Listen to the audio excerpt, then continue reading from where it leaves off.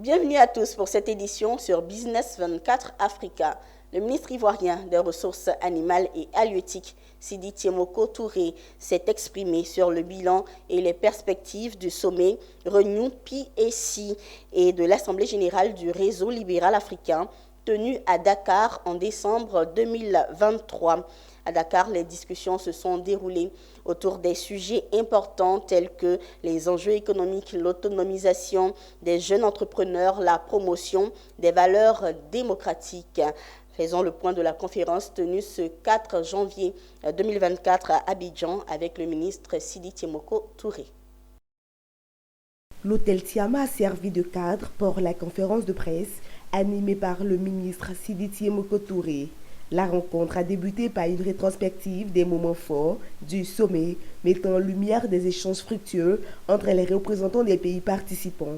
Les discussions ont gravité autour des enjeux économiques, des stratégies d'autonomisation des jeunes entrepreneurs et de la promotion des valeurs démocratiques en Afrique.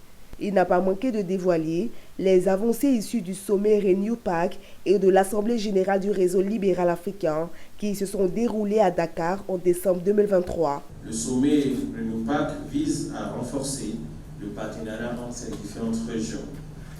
D'ailleurs, en 2022, le sommet s'est tenu à Marrakech, au Maroc, sous le thème Europe-Afrique, renforcer la coopération libérale et a ainsi adopté des positions sur des sujets aussi préoccupants tels que touchant les deux continents, en l'occurrence la migration, la sécurité alimentaire, les changements climatiques et les enjeux énergétiques interconnectés.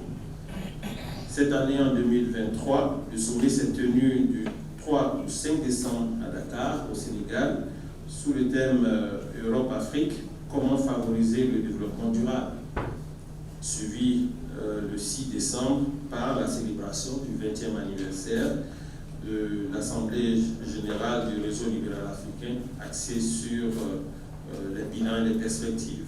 Le ministre a également souligné l'engagement des participants à travailler de concert pour stimuler la croissance économique et renforcer les liens entre les nations.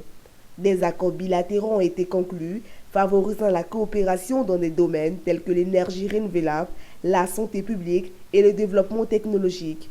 Par ailleurs, l'Assemblée générale du Réseau libéral africain a été le cadre d'échanges approfondis sur les défis contemporains auxquels l'Afrique est confrontée.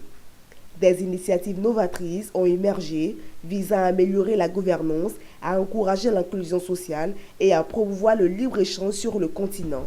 Cette conférence de presse a constitué un moment important pour la diffusion des résultats concrets de Renew PAC et de l'Assemblée générale du Réseau libéral africain, démontrant l'importance de l'unité et de la coopération pour relever les défis du continent.